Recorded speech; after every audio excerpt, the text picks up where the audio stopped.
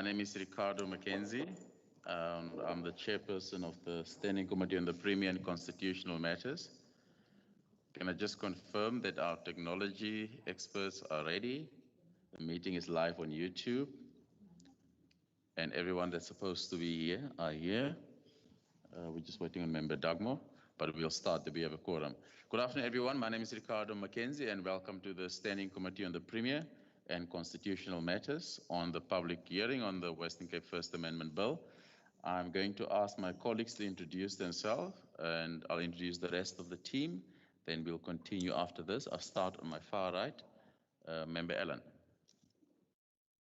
Good afternoon, Chairperson and everyone. My name is Regan Allen. Good afternoon, Chair. My name is Melika Akako, and a member of the committee. Good afternoon, Chairperson, members, the department, and all guests. My name is Wendy Philander, and I'm a member of this committee. Thank you. Goeiemiddag almal. Dankie voorsitter. My naam is Dylan Mitchell. Ek is 'n alternatiewe lid van die staande komitee. Good afternoon, everyone. Dustin Davids, Procedural Officer for the Standing Committee on Premier and Constitutional Matters. Thank you. I'll also ask our colleagues from the Department of the Premier and Environmental Affairs. I understand also somebody's online, just for the record, to introduce themselves.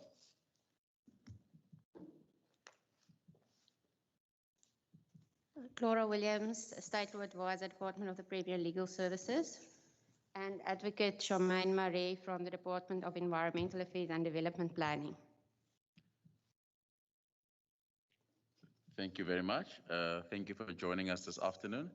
Today, colleagues, as we said, we are here for one item on the agenda. It's the Western Cape First Amendment Bill. Just want to inform everyone that the advertisement for this meeting was published in the Argus, the Burger, Vukani, the George Herald, the Mossel Bay Advertiser, the Neisner, and Plettenberg Herald. It was also sent to all the mayor's offices, the municipal offices, the speakers, the mod centers, the Tusong centers, the community development workers, and the universities. The public outreach and education unit also informed the public from its stakeholder database, and also DSA, another public participation platform, was used, and there's an estimated 1 million stakeholders on the DSA database. So we believe from the Western Cape Parliament, we have advertised this particular bill as far as wide as possible, but we'll continue to advertise and continue to allow inputs on this bill until the closing period, which is the end of the month. Our first briefing is going to be from the Department of the Premier, who's here with us today in person. Thank you for coming out, and she will brief us on the First Amendment Bill, and we'll take questions and answers afterwards. Thank you. You may continue.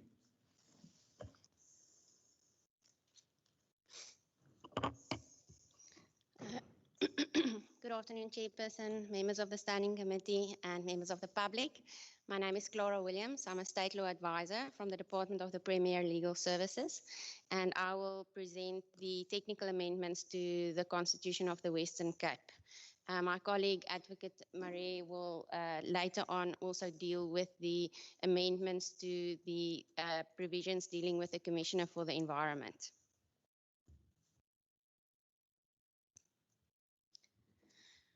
The National Constitution was assented to in December 1996 and commenced in February 1997, and a year later the Western Cape Provincial Constitution was passed and commenced. The Provincial Constitution provides that its provisions must not be interpreted as conferring any legislative or executive authority on the province, which is inconsistent with the National Constitution. The National Constitution has been amended by no less than 17 Constitution Amendment Acts. An analysis of all these amendment acts was done, and it was found that concomitant amendments to the Provincial Constitution were required. The Constitution of the Western Cape First Amendment Bill aims to firstly amend the Provincial Constitution to align it with the amendments that have been effected to the National Constitution, and secondly repeal the provisions dealing with the Commissioner for the Environment. The proposed technical amendments to the Provincial Constitution will align it with the relevant amendments to the National Constitution to avoid inconsistencies and difficulties with interpretation. This slide indicates which sections of the Provincial Constitution are proposed to be amended and what their National Constitution equivalents are.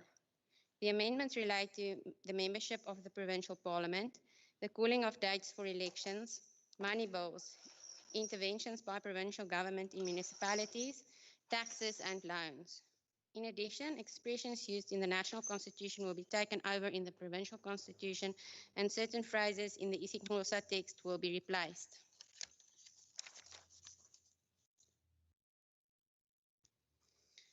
The slides that follow compare the wording of the National Constitution as amended on the left to the wording of the Provincial Constitution if the bill is enacted on the right. So you will see on the left that I highlighted the parts that have been amended in the National Constitution, And on the right-hand side, everything that's in bold in square brackets is proposed to be deleted, and everything that's underlined is proposed to be inserted. So you will see that we aim to align the wording in the provincial constitution to that in the national constitution. So like I said, since the provincial constitution has been passed, the national constitution has been amended 17 times. There have not been any amendments to the provincial constitution. So this bill partly aims to bring the wording of the provincial constitution in line with the national constitution as amended. The proposed amendment to section 15 of the provincial constitution will align it with section 106 of the national constitution and will result in a person losing membership of the provincial legislature if he or she ceases to be a member of the political party that nominated him or her as a member of the legislature. Section 106 of the national constitution was amended in 2003 and again in 2009. The proposed amendment to section 17 of the provincial constitution will align it with section 108 of the national constitution. It provides that a proclamation calling and setting dates for an election may be issued before or after the expiry of the term of a provincial legislature. Section 108 of the national constitution was amended in 1999. The proposed amendment to section 30 of the provincial constitution will align it with section 120 of the national constitution by extending the definition of a money bill. Section 120 of the national constitution forms part of chapter 6, which deals with provinces. The proposed amendment is identical to the 2001 amendment to the national constitution. The proposed amendments to section 49 of the provincial constitution will align it with section 139 of the national constitution. The national constitution was amended in 2003. These amendments relate to interventions in local government. There are quite a number of amendments to that section, so I will just go through it.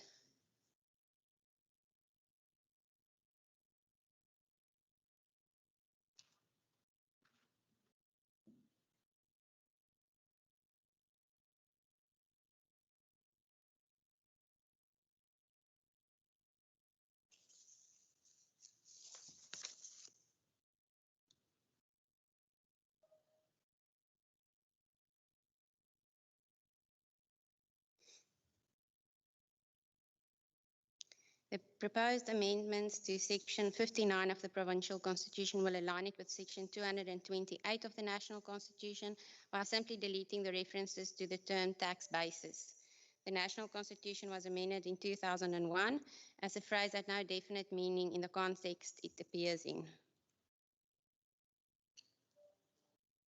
The proposed amendments to section 63 of the provincial constitution will align it with section 230 of the national constitution. The national constitution was amended in 2001 and the obligation to repay loans for current expenditure within 12 months was deleted. Lastly, certain expressions used in the national constitution are proposed to be taken over in the provincial constitution, namely references to the Chief Justice instead of to the President of the Constitutional Court, and correct references in the causa text to the Afrikaans language. My colleague, Advocate Marie, will now deal with the repeal of sections 71 to 77, which deal with the Commissioner for the Environment. Thank you.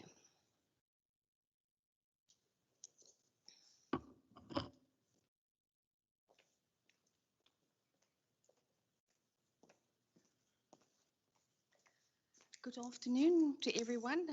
Would you just please bear with me as I set up with my presentation? While I'm doing that, I want to tell you that one cannot always trust Google. If it was up to Google, I would have entered someone's residence today and talking to them about what we ought to talk about today. But that made me to think that if one cannot trust Google, we ultimately cannot trust paper. Thus, we need meetings like this to explain in person what we are trying to say and where we are trying to direct each other or direct each other to. And if it wasn't for the beautiful residents and the community to guide me here, I would also not have reached this venue. So all of that just showed to me how important a meeting like this is. So there we go. And just one last, okay, you can see, everyone can see. Okay, so I'm Advocate Charmaine Maria. I am the Director, Environmental Governance in the Department of Environmental Affairs and Development Planning. And we are here today to form part of the overall presentation to deal with a specific aspect of part 2 of the current constitutional amendment bill that is before this particular committee and also within the Western Cape legislature. I'm going to move on.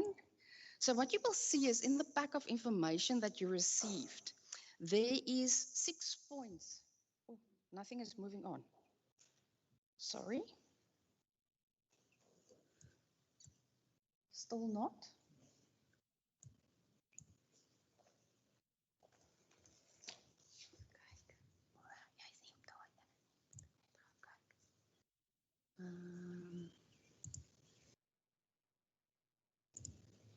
Dis nie die een wat wil wys nie.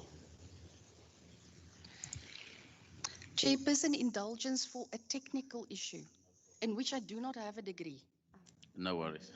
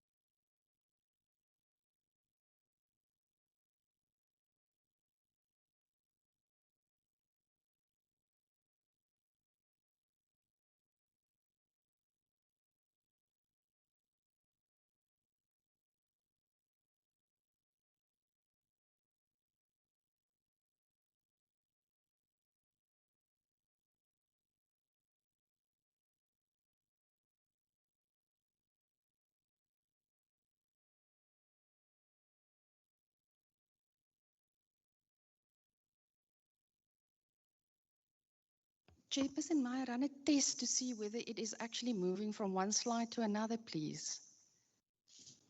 Yeah, you can.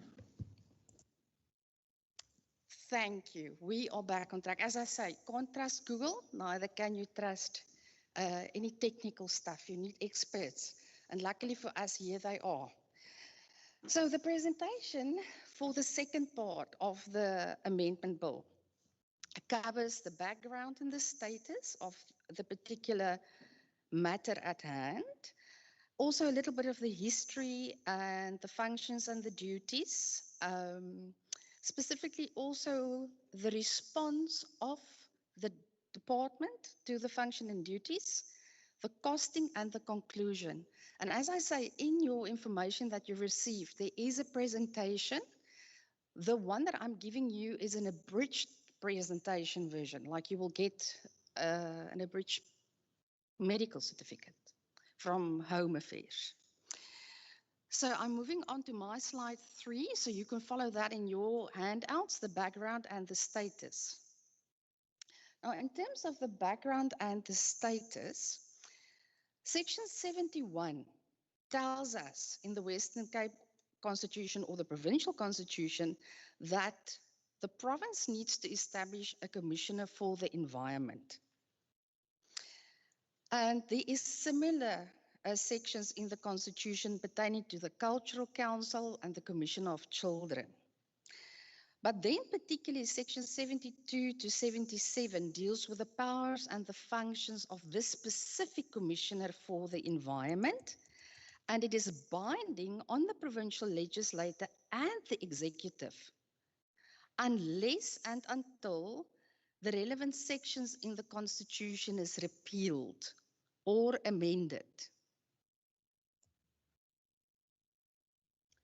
So the provincial constitution obviously can be amended. It can be done so to determine that the commissioner is no longer desirable or it is optional. And the Department of Environmental Affairs and Development Planning that I'm representing today is of the opinion that it is undesirable for the following reasons, meaning that the sections in the Western Cape Provincial Constitution needs to be repealed because there's an existing duplication of roles and responsibilities in legislation that we will unpack. It will consume scarce state resources at this point in time, and it will not address any of the government gaps that needs to be addressed. If you turn to your presentation with regard to the history, I'm just going to touch on a summary as such. I'm not going to deal with the entire part as set out in your presentation. In 2001, a draft bill for this Commissioner of the Environment was produced, and it included its organizational design and a definition for environment per se that was already linked to the National Environmental Management Act, which I am from now onwards going to refer to NEMA, its abbreviation. And it also went so far as to define environmental administration, meaning what would be the focus of such an office bearer. Any action, omission, or decision by an organ of state which significantly affects the environment in an adverse manner. Now, in 2009, an external legal opinion was obtained on the desirability of appointing such a commissioner. And it confirmed at that point in time that because of the legislative reforms that has already occurred within the environmental sector in South Africa, there might be a duplication between the desired or the envisaged functions of the commissioner in the provincial constitution vis-a-vis what we already have in national legislation at that point in time. It also indicated that an amendment to the constitution should not be taken lightly, and that consideration should be given to amend the constitution to appoint the commissioner when it is appropriate or desirable, meaning that it is a discretion of the provincial legislator. Now that takes me to 2010. In 2010, the amendment of the Western Cape Constitution proceeded on that basis, meaning also two parts. It was the technical issues that had to be dealt with in the Constitution as highlighted by Ms. Williams, and then also the part that deals with the Provincial Commission of Environment. However, in 2015, further analysis confirmed, now meaning analysis is policy analysis, legislation analysis, confirmed that duplication still exists between the envisioned role of this commissioner vis-a-vis what is already in existence in a suite of legislation, and this bill was withdrawn. In 2018, the draft bill was published for public comment. In 2019, the Standing Committee resolved not to proceed with the process, and it lapsed. And that is due to the fact that we then went through national provincial elections and we received new outcomes in the elections, and we received a brand new provincial parliament and members of the legislature. So the Commissioner for the Environment has never been appointed since the provincial constitution came into effect. Now, currently here in 2021, The current provincial parliament, represented by the standing committee in front of you today, has introduced a bill for consideration, within it the provisions to repeal those sections 71 to 77 that deals with the Commissioner for the Environment. Next, I'm going to deal with the functions and duties of the Commissioner of Environment, and that would be part 3 of the handout. So as you can see, according to the Constitution, there is a provincial, or should be rather, a provincial commissioner for the environment that must monitor urban and rural development which may impact on the environment, investigate complaints in respect of environmental administration, and recommend a course of conduct to any provincial organ of state or municipality whose activities have been investigated. Further on, the Commissioner must act in accordance with the principles of cooperative governance and intergovernmental relations. The Commissioner had additional powers and functions as may be provided for in provincial legislation, and currently there is also no provincial legislation in place that deals with the Commissioner of the Environment. And where the Commissioner has made recommendations to a provincial organ of state, the organ must report to the Commissioner on its actions within a reasonable time. Then the Commissioner must monitor the implementation of its recommendations by the organs of state against which it had a finding. The Commissioner must report annually to the Provincial Parliament, and it must also submit its recommendations that it did in a year to the Provincial Parliament. And it can also report to Provincial Parliament at any point in time on any specific issue that it deems fit or important or reasonable to do so. The Premier appoints this Commissioner, nominated by a Committee of Parliament. So if this is not repealed, then Parliament needs to engage on a process to nominate the Commissioner in order for the Premier to appoint such. The nomination to the Premier must be supported by a 60% vote of the Provincial Parliament, and civil society must be involved in the nomination process. The Commissioner is appointed for a term of 3 years, renewable once, which means if you appoint person X, you may, for the first term, you may appoint person X again, but person X may never serve longer than 6 years concurrently. The Commissioner may be removed from office on the grounds of misconduct, incapacity, or incompetency. This can only happen if found to be so by the Committee of the Provincial Parliament. One would then argue the one that actually partook in the nomination process would probably be the same committee if it is still in existence, meaning we didn't have another term change.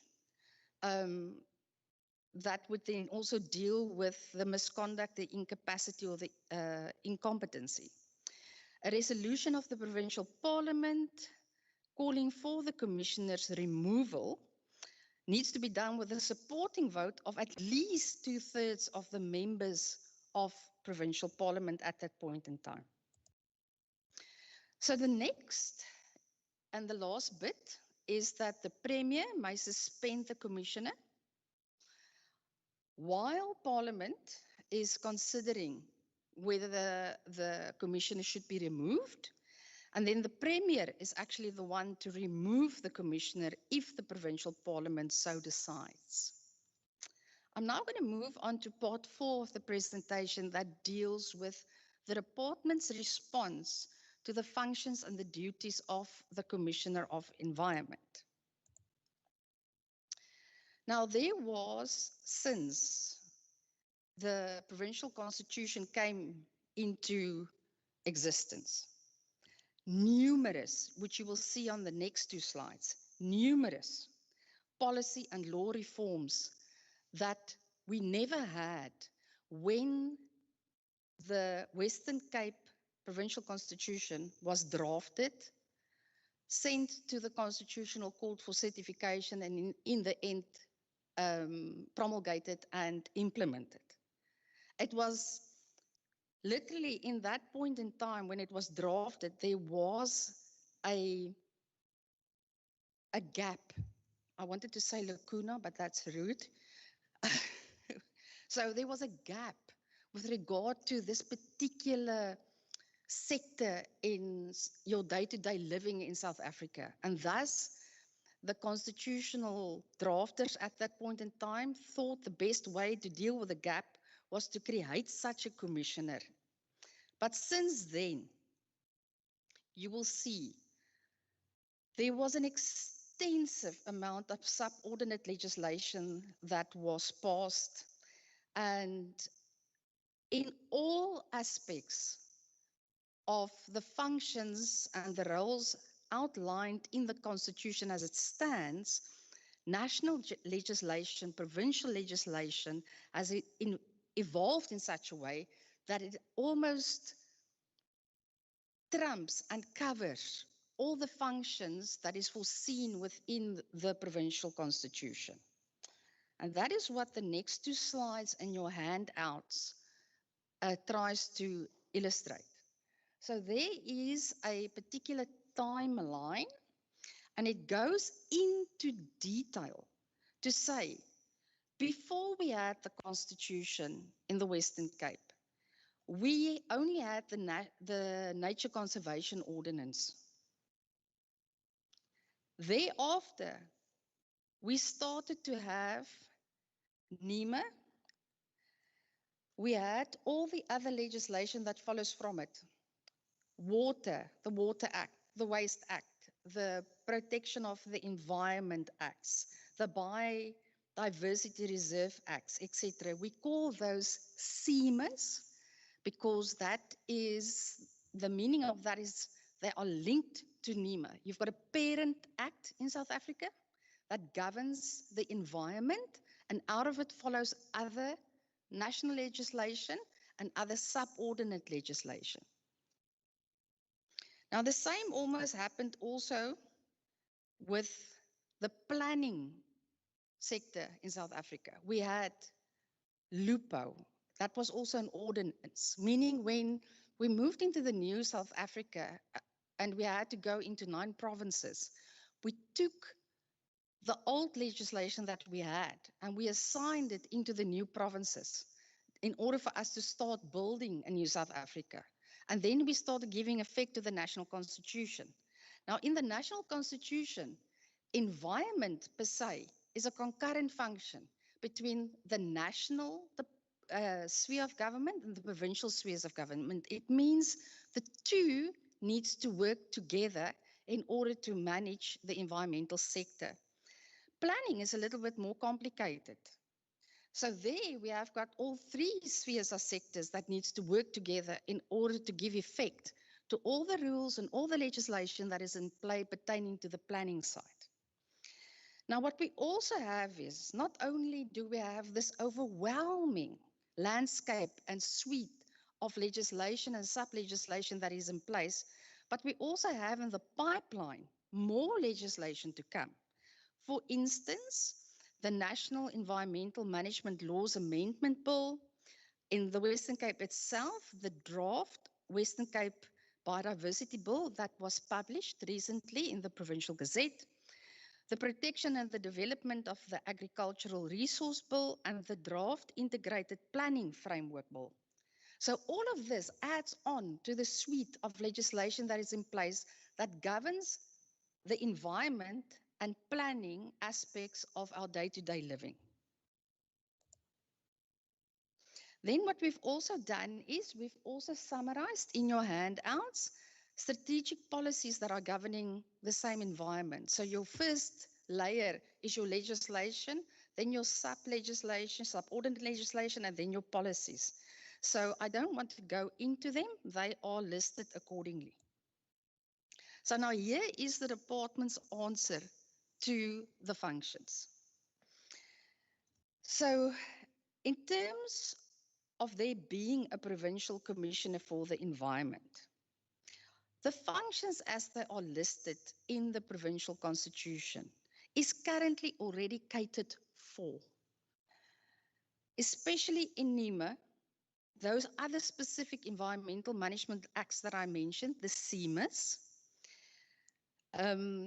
And the whole idea is that we need to coordinate and promote integrated environmental management within South Africa. And that is what we see on that particular slide and the other slides in the handout, that we have literally went and we mapped out exactly where you will find the functions as it is listed in the constitution, the provincial constitution, and how you find exactly the same functions within the legislation that is already enacted. For instance, the National Water Act creates catchment management agencies and water use associations and water tribunals, which means there is no gap in that area, and the commissioner will not have to take up that gap because the gap has been filled by other legislation. The same applies to planning, as I've said. We have got the national SPLUMA legislation. We've got municipal tribunals as per the bylaws. We've got our own Western Cape Land Use Management Act. So both sides, the environmental sector side and the planning side, is already regulated in such a way that we don't foresee any gaps that the commissioner can attend to. That's why we say there's duplication of functions and responsibilities. You will also see in the presentation that we handed out is that we also unpack the responsibilities that is already that of the provincial minister in the Western Cape Land Use Planning Act. Then, very important, the part that we would like to highlight is the following. The commissioner must ensure the conservation of the environment in the Western Cape and give attention to the need to balance the goals of environmental conservation and sustainable development. Now, this is already a function.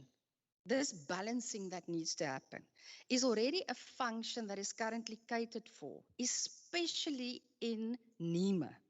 Because in NEMA, it establishes a sustainable development principles. It's listed in the legislation. And it is applicable to all organs of state. Environmental and planning legislation creates a very dynamic and technical regulatory framework for listed and specific activities which may impact on the environment. And thus we say that there is no gap left for the commissioner as it is currently within the provincial constitution to attend to any aspect. The commissioner is to be independent and impartial, and the functions we have outlined. This is already also covered in other legislation, like the Promotion of Administrative Justice Act, that applies to all organs of state. And administrative actions are, of course, reviewable if it is taken inter alia, or meaning, amongst others, to court because of unauthorized or unwarranted dictates of a person or a body, or if the administrator who took the decision was biased or reasonably suspected to be biased. Furthermore, the public protector can also deal with any aspect that is reported to such. So it's not as if one removes the section 71 to 77 from the provincial constitution, it doesn't mean that the citizens and the community and other organs of state are left without remedies. Sorry to interrupt you. whoever's controlling the slides on Teams and on YouTube are 4 slides ahead of you. So you're speaking and I can follow you because you're here, but somebody that's controlling the slides is ahead of you. So if you can just go to whoever's ahead of you on MS Teams and YouTube needs to go 2 slides back. So whoever's following can follow you. Thank you, Chairperson. But you are fine there. You Am I are fine? Yeah, yeah. Thank you, sir. I am on the presentation currently on slide 29. What I also would like to highlight here is that as it stands in the provincial constitution, the commissioner must monitor urban and rural development, which may impact on the environment. This function is also already catered for within NEMA, because NEMA requires the compilation of state of environmental reports, environmental implementation plans, but also our own Western Cape Land Use Planning Act require that the provincial minister must also monitor regional planning and development and urban and rural development. By slide 30, what we would like to highlight here is that the commissioner must investigate complaints in respect of environmental administration. This function is also currently catered for as follows. In NEMA, a whole framework is created for conciliation and arbitration. And furthermore, NEMA also creates the Environmental Management Inspectorate to deal with environmental transgressions, and we refer to them in the common language as the green scorpions. The commissioner is also supposed to investigate actions of provincial organs of state with significantly affects the environment in an adverse manner. This is also catered for in NEMA because it requires that actions of everyone, whether it is an organ of state or other juristic person or a natural person, must be assessed prior to the implementation. And that is in terms of the NEMA environmental regulations that we also have in place. That's that layer of subordinate legislation that we also need to deal with. I'm on slide 32.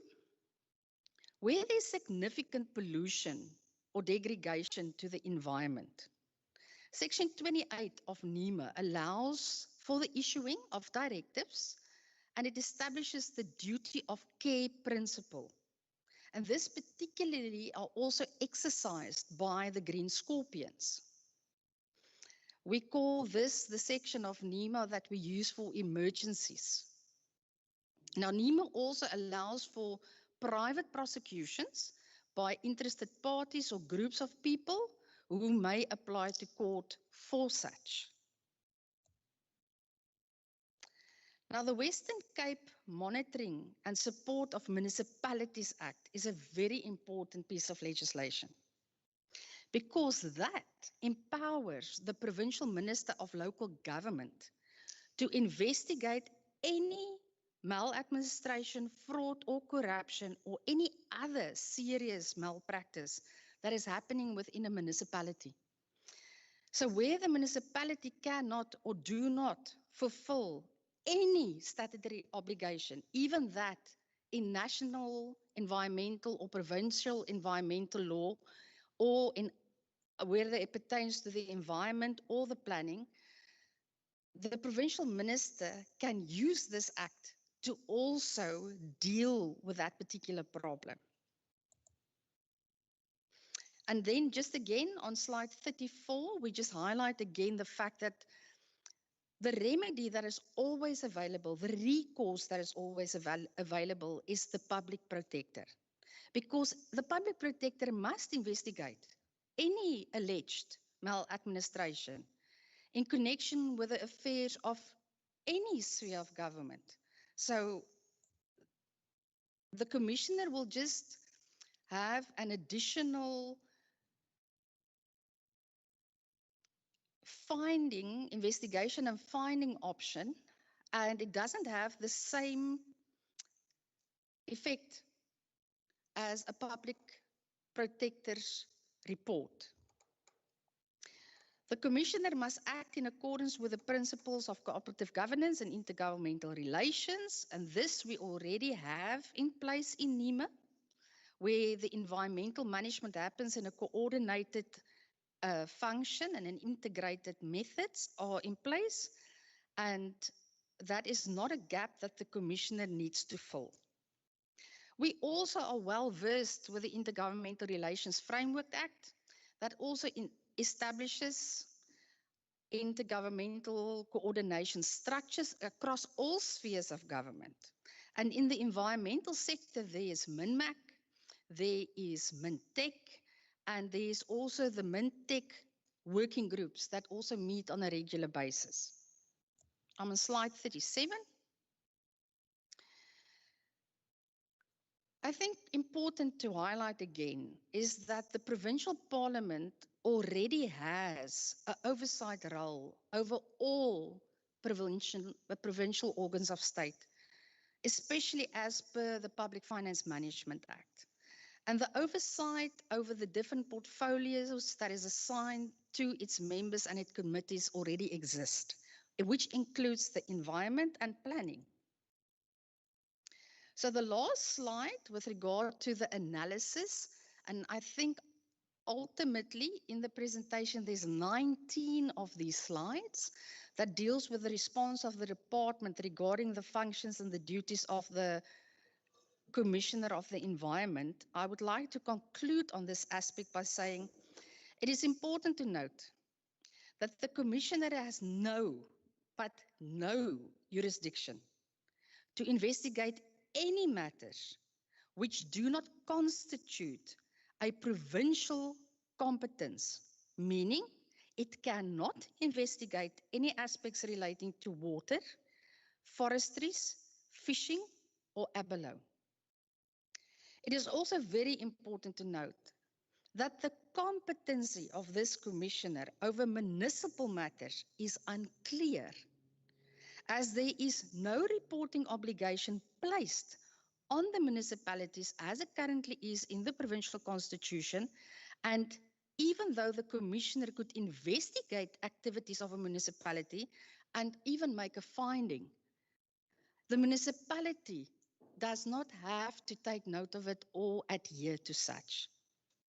Because the constitution is very clear, the Commissioner only has jurisdiction over provincial organs of state and nothing else.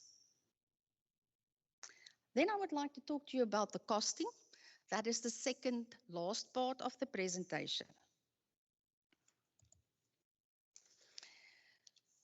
When we did an organizational design exercise in 2001, it was extremely limited.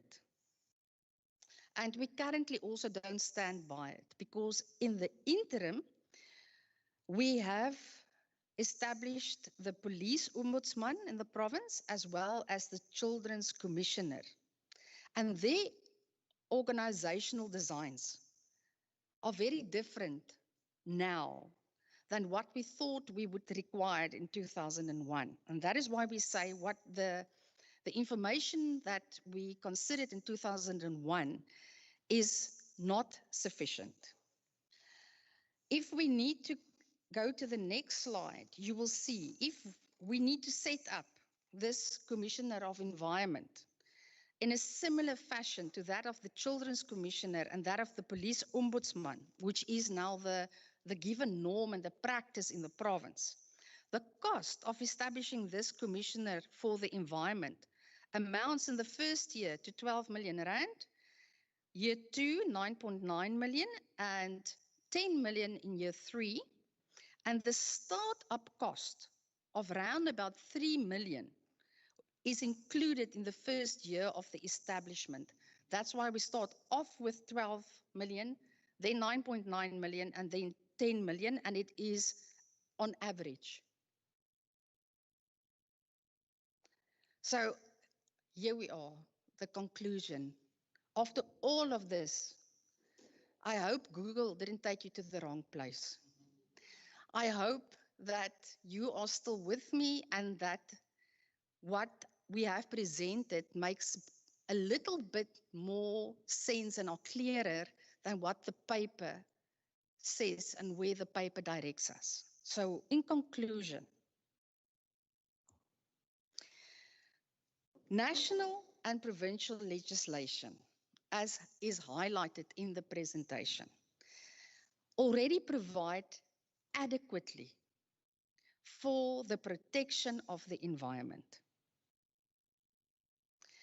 There is so many enabling provisions in all these pieces of legislation that we've listed that there is no gaps to be filled. That is why we say that currently, at this point in time, the filling of this vacancy is not desirable because it's going to involve an overlap and a duplication of roles and functions. Provided for, it will not address any governance gaps, and it will consume scarce state resources.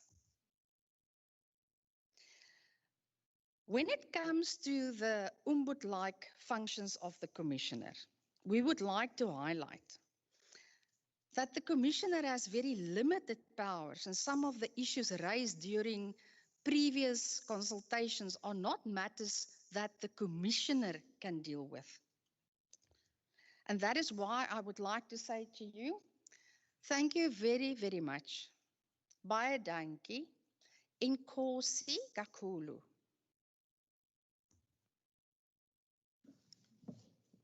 Thank you very much for that presentation. Really do appreciate it.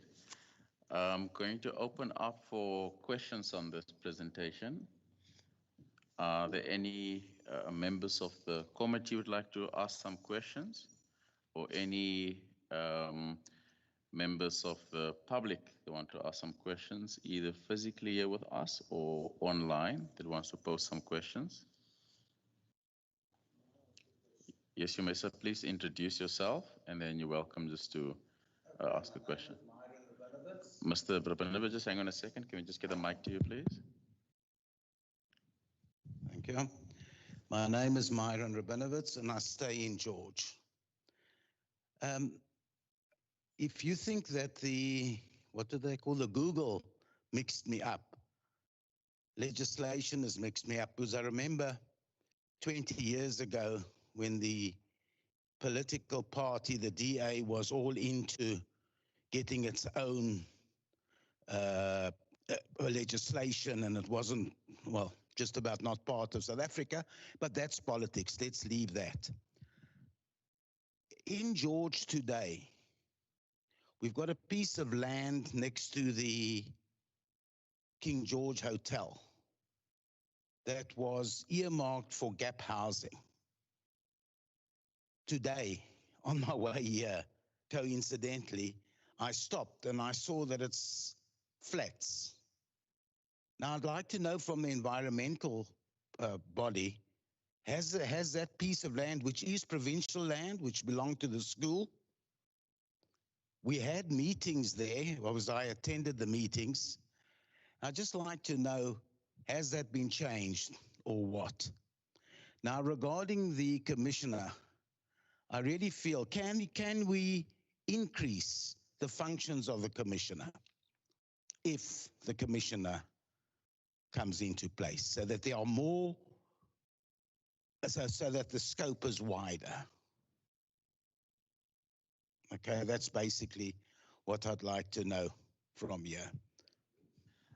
On the first questions, I unfortunately cannot answer that question because I obviously don't have the facts on that matter, because that land, as you rightfully so, forms part of public works and with the standing committee of the Prim. But I can take your question with me and get your details and give you a detailed response. On the second input that you've made, should the committee, through all the deliberations, make the decision for the commissioner to go ahead, then certainly your input around the scope of the duties will need to be considered. And the scope, if you can just give clarity on what duties that you would be keen, should that decision be made, what would you like to be included? And if you don't have those details with you now, we can surely also, you can email that to me, but I see you want to make further input, you're welcome to. Sorry. So what you're saying, it's not a foregone conclusion that there won't be a commissioner. Okay. You're coming to the communities to find out, and I represent the community of George all on my own. You're welcome to give input. So you definitely a community member, you yes. Okay. So as that I'm talking on behalf of the community of George, well, one of the things that I would like to know is, can there be education for the to be included? Because we've got, I mean, I know you stay in Cape Town, most of you, or on the West Coast, but we've got a hell of a problem with environmental heating and the rise in sea level. I can't see it yet, but all the experts tell me it is. So that has got to be taken into consideration. So I'm talking about education for the people. Okay, excellent. So you feel that should the commissioner go ahead, education around those issues on rising sea levels, those are things the commissioner should pay attention to. Should it go ahead? Yes, okay, excellent. Thank you very much. No, he's going to give it. You can give it back to him, please. Rather not take it on with you. We have other public hearings as well. Members, if you got questions for the officials? I've got some questions that I'd like to pose. Member Dagmore, then Member Kleinman. Thank you, Chair. It's more a process. It's more of a process question, because I mean I know there's now we've got the sole representative of the George community here, and I don't think we should really, Chair, be expressing all of our views on the matter. But mine is a process point, I think, linked to the question that's been raised, because it's obviously not a foregone conclusion that this amendment, or let's say the amendments that propose the removal of the environmental commissioner, will carry. In other words, the legislature might vote against it or they might vote for it. But in the event that the legislature doesn't accept the proposed amendment to remove the commissioner, could we get an indication from the officials, I think maybe both from the Department of Premier and the Department of the Environment, what would the process then be? I'm trying to get a sense of the timeframes here, because I know, Chairperson, the last public hearing is towards the end of the month in Cape Town after Saldanha, and then obviously the committee has to meet. But there was mention by the department representative that previously there had been, if I got it right, a draft bill that had actually been prepared. Because remember, on the process of the Children's Commissioner, there were the public hearings. Eventually it was decided, then there had to be a provincial bill and a law, then there had to be adverts for, etc., etc. So could we just have a sense of the time frame on the two scenarios? One scenario being the amendment doesn't pass. What would happen after that, and what are the likely? Obviously, we can't expect, a definitive answer, but I'm just trying to get a sense of, are we in here for a 6-month process? Are we in here for a year's process? Just some sense. Maybe, Chair, you'd maybe have a response as well, but I'd like to ask the officials, as they understand it, how long would it then take if the decision is to keep the commissioner to the actual appointment of the commissioner, like we did with the Children's Commissioner? Thanks. Well, perhaps I can answer for both scenarios, because the bill is with us. So we are now the lawmakers. When we did the Children's Commissioner part, after that process was not concluded and we decided to appoint, we, the legislature, then had a public process, and we drafted the bill, and I think it was also about 3 months, I can't remember, Mitchell, 3 or 4 months, and then it had to get into the budget process on the adjustment budget, which was also something that the legislature had to do to get the money for that post into the budget. And then that was advertisement was for 8 weeks. We had public hearings on the post. As you know, Mfunda Kwazi and all those individuals came to the public hearings. There is something that was not in their ambit, it was in our ambit. We then had the interviews, and it took about probably 8 or 9 months to appoint that person. And now we're 14 months later, and then it was the delay in the structure had to be approved by DPSA, as you know, during the process. That was subsequently done. And only now, I think 2-3 months ago, they really started up and running. So, and on the second process, if we do go ahead, it'll be a similar process. It was at the time all in our hands, and you're part of the process. It wasn't anything the government had to do. Only after the budget was approved, because right now it's not in the budget, remember, for that post, and the structure was approved. Only then the Department of the Premier could start advertising. But the whole process, either way, it's unfortunately, not unfortunately, it's fortunately in our hands. So they can't do anything now, because remember, we as Parliament still have to approve the budget. The post must be on the organogram once we approve the budget. It's not in their hands. Everything's within our hands. So the sooner either way, the sooner we get it done, the sooner we need to get that process going to get a person appointed. Yeah. Thank you.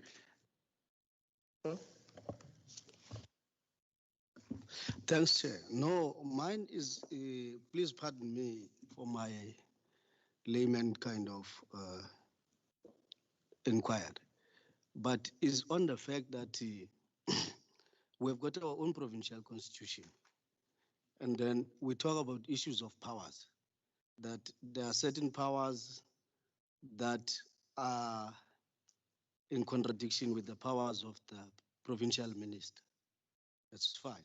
And then secondly is that the fact that on issues such as the investigation, that it would not be able to, the commissioner now, if he's in place, would not be able to investigate national departments or national government.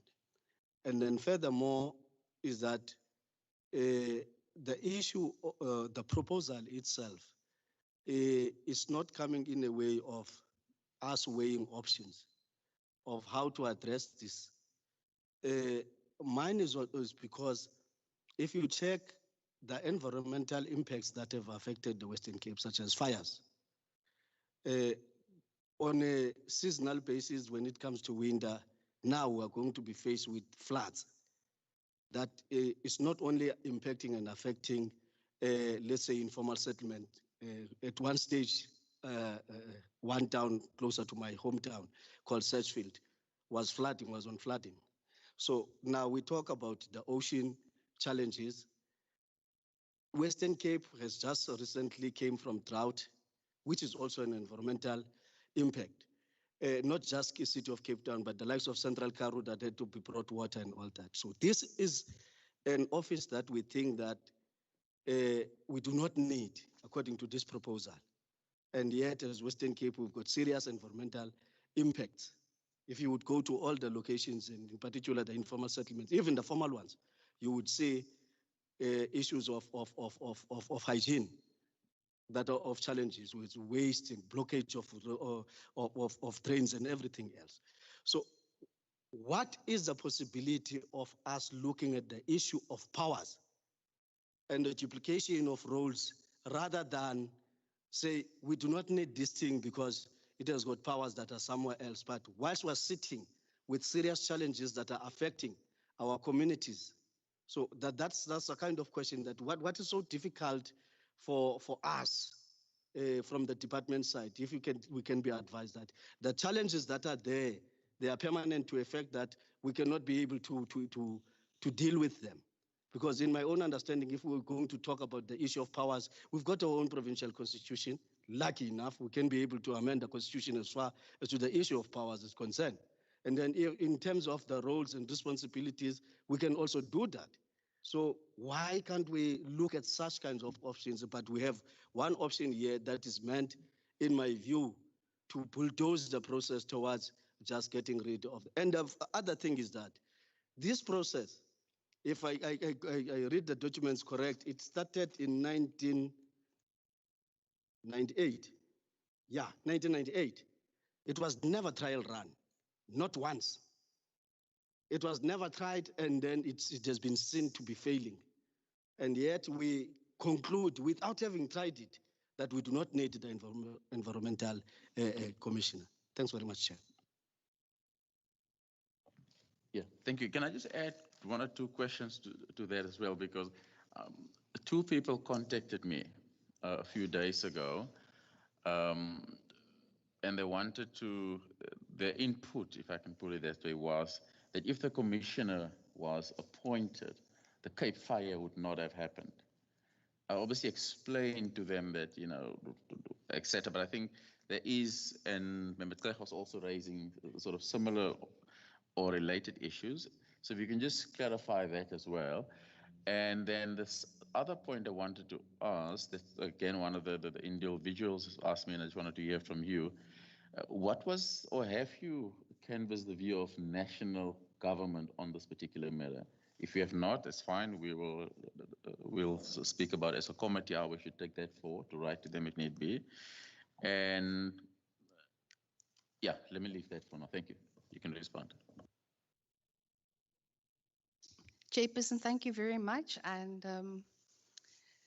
Honourable Member, also thank you very much for the questions.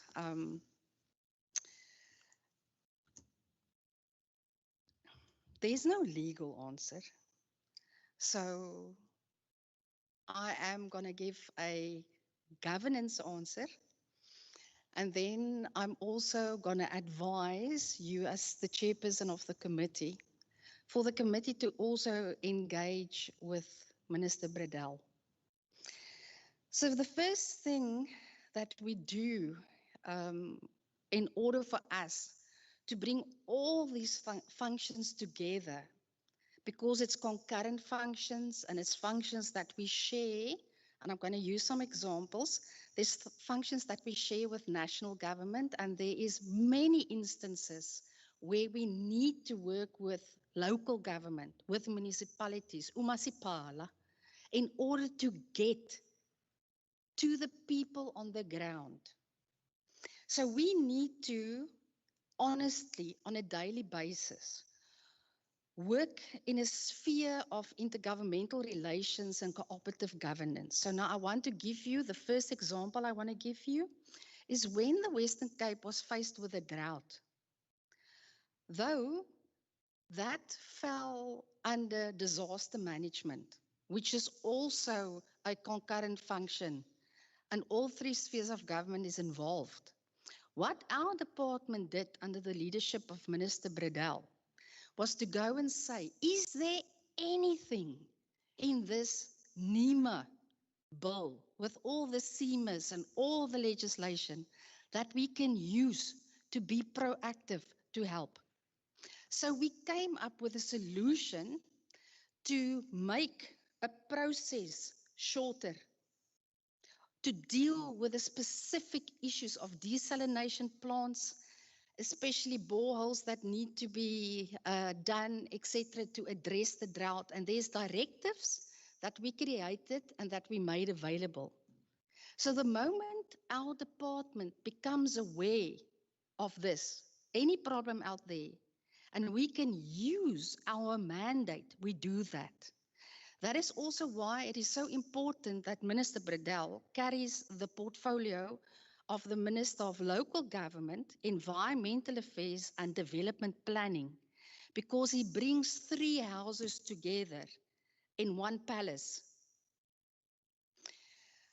I also would like to say to you, sir, I personally was involved recently after the horrific fire in Masiphumelele, where even the national minister, Sisulu, had to come into the province, into the city of Cape Town, in order to come and help. Where we worked long hours together with the Department of Human Settlements, together with the city of Cape Town, and all the other people that we had to get around the table in order to steer that process to a point where we are now at, where some people could relocate, and that we also can give them better structures that will be more fire resistant. So though this department is not the parent for any of this, like fires and floods and droughts, this department's way of governance is to be proactive. You know, it is like when we were asked by our president many years ago, who is with me? Raise your hand and say, Utu, mamina. So that is exactly what this department does. The moment we are made aware of a problem, we walk in there, boots and all, but we are restricted by what we can do in terms of NEMA and what we can do in terms of the the planning legislation that we manage. It's the same with the floods. When we see that the flooding has happened, any way in which we can help with our environmental legislation, especially that section 28 of NEMA with the flooding that I've mentioned, with the emergency that I mentioned, together with our other planning processes, the oversight that we have over municipal planning. Then we get into a room and we do cooperative governance and intergovernmental relations in order to help. We did the same with the devastating fires in Knysna and in George a couple of years ago.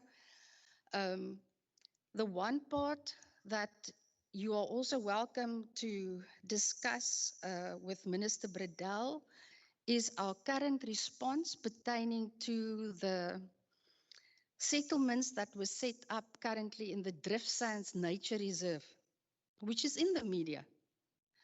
And we are now proactively trying to protect the people because they are unfortunately in the path of a flood if the rain comes.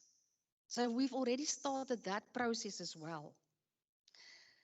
A chairperson, if you ask whether we've canvassed the issue around the Commissioner of the Environment with national government, then I would like you to also please discuss that with Minister Bredell, because there is a process, and I would rather not talk on behalf of him, but that he can actually brief you accordingly. Thank you. I hope that I've answered all the questions. You did. Thank you. Member Tlecho, and then Member Dagmore. Yes. Chair. No, mine was, I was just giving a background on the issues and the challenges of Western Cape. But what I wanted to understand is that if we've got our own constitution, what is stopping us in amending the constitution? What are the constitutional challenges that are affecting us not to be able to amend issues of powers and separation of roles and all that, so that we do not bombard that ministry with all the tasks of which we could have revised and given it to a commissioner that could have been able to assist the minister. You must check, you just said in one parish, you've got a number of houses, so that we minimize the houses and also the burden in the ministry itself. Thank you, Member Dagmore. Thank you, Chair.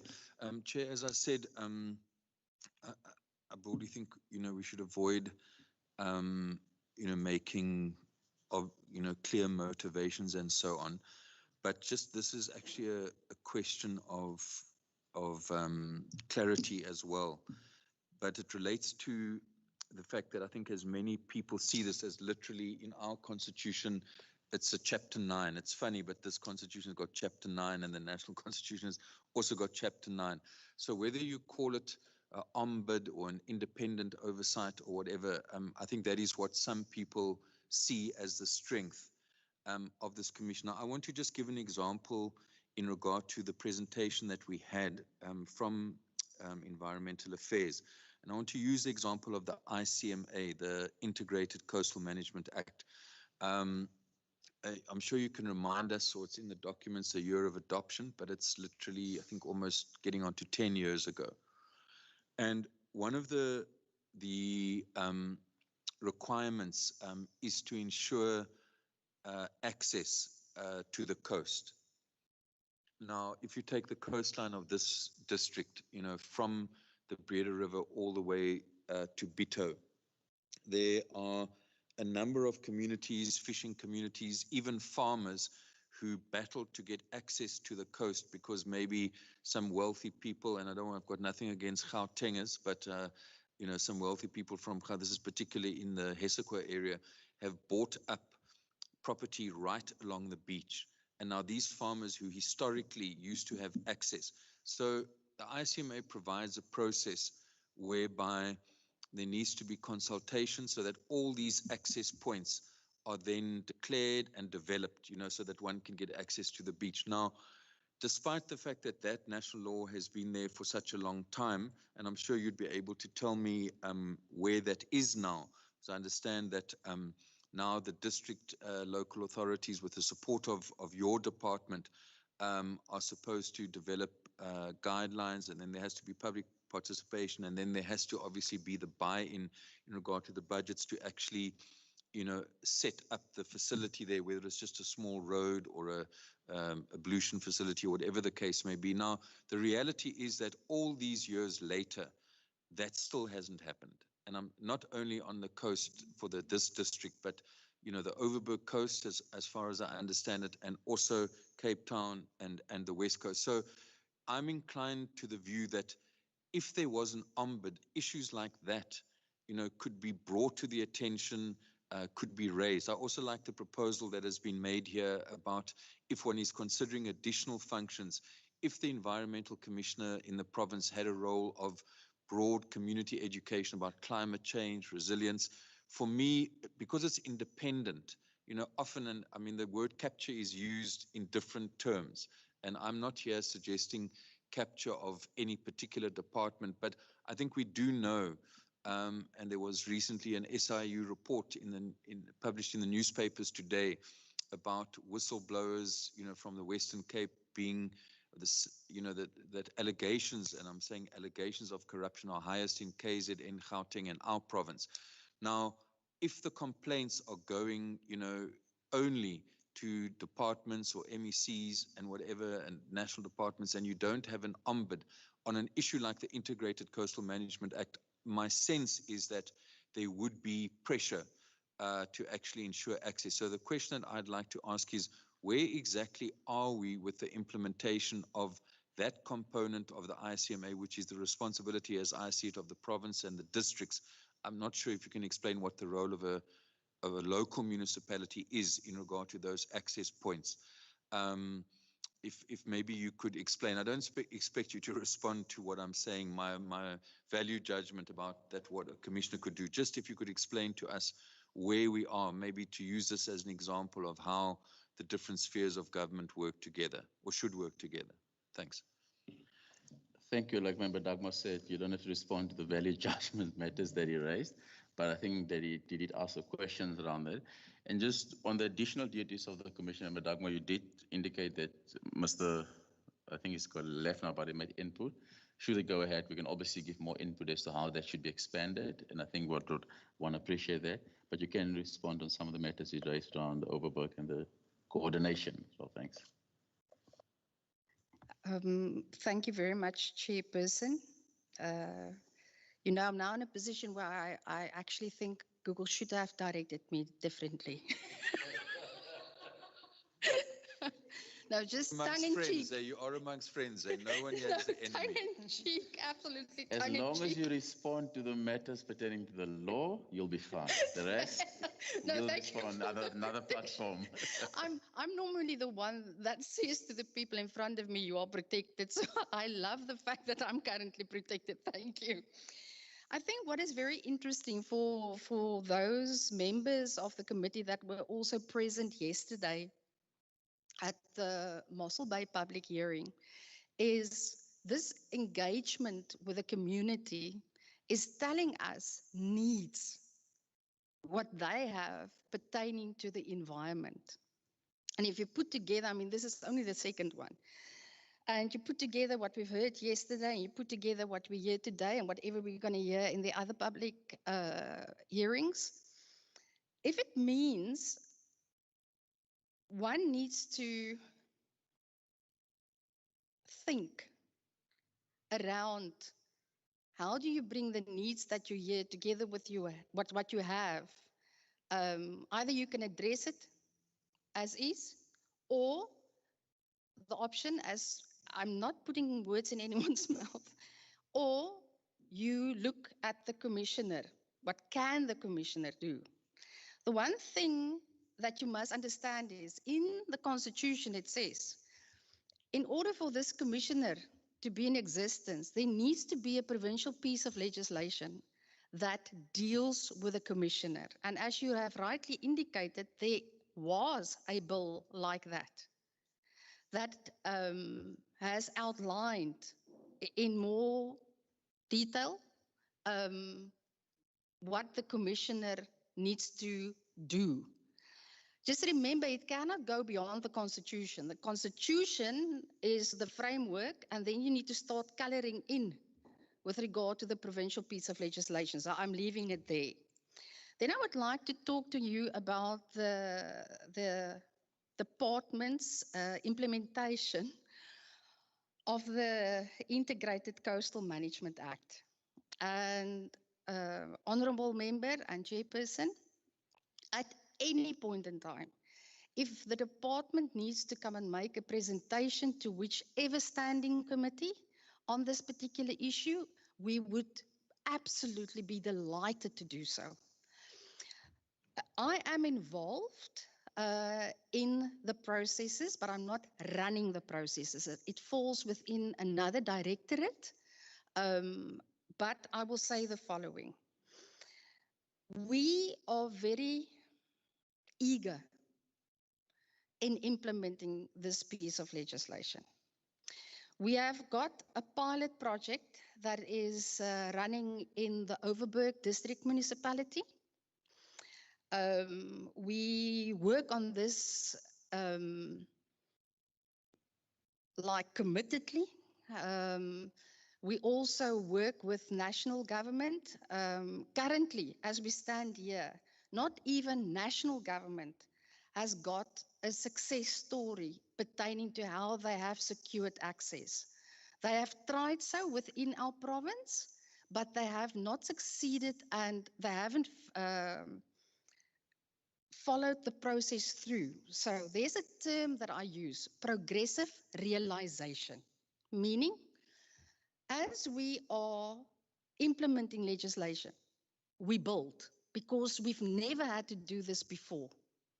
So our head of department, Mr. Van Zyl, would say to you, as we are flying the plane, we put in an engine and then some wheels, sometimes some wings, and then we redesign the entire thing because it's progressive realization. It has never been done before. So our project pilot phase in the Overberg District Municipality involves the district municipality as well as the local municipalities, because ultimately what happens, the access part is on, and I'm going to use an Afrikaans word for which I apologize, but I think it is acceptable in English.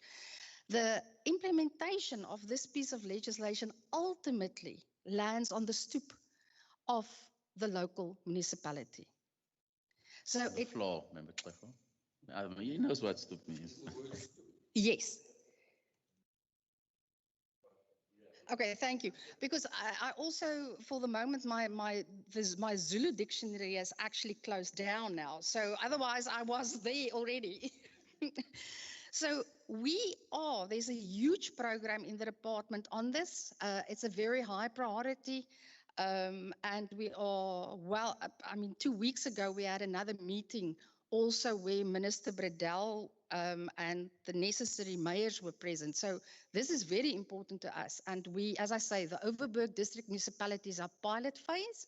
And we are also constantly liaising also with national government because, as I say, no one, not even the other provinces with coastal access borders, has even implemented this yet.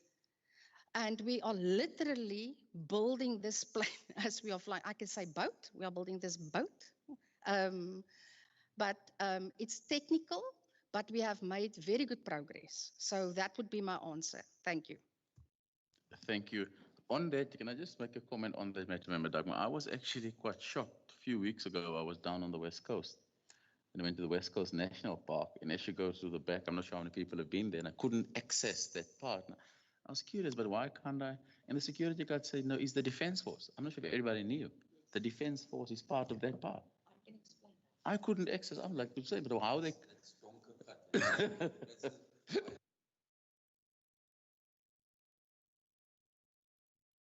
Chairperson, I can answer you on that. You must just go at the right time of the year. So they open up, the Defence Force opens up that area in August and September. And it has got, it's beautiful, beautiful scenery, beautiful game, wild game, etc. But it is literally only between August and September. The reasons for that, although I must refer you to Cape Nature. No, because the reason, because I saw a friend of mine on a Zoom meeting in Pennsylvania, bragged of this beautiful part of the West Coast. I'm like, no, man, I must go. And when I got there, it was closed. Anyway, there is an important, but thanks for letting me know. Any other questions, members? No further questions. We will, and I think the other point that Member Dagmar raised, actually, and with Mr. Rabinovich, I think, which I think is a very important point, is around the communication from environmental affairs. Because I think that the environmental commissioner process has opened up the concept to people that there is somebody they can complain to. It doesn't necessarily have to be the environmental commissioner, but there might be a director environmental affairs, a director environmental management in the Department of Environmental Planning that actually people can liaise with. And I think this is what opened up, because I can, if you ask me today who's director of environmental, I wouldn't know, honestly. So I think there needs a clearer communication around the roles and responsibilities of the department in all the districts. If they do have a municipal liaison, for example, that needs to be communicated. And I think this process has opened up that opportunity to communicate that. And that's one of the recommendations we will make, definitely. Yeah, you can respond. Chairperson,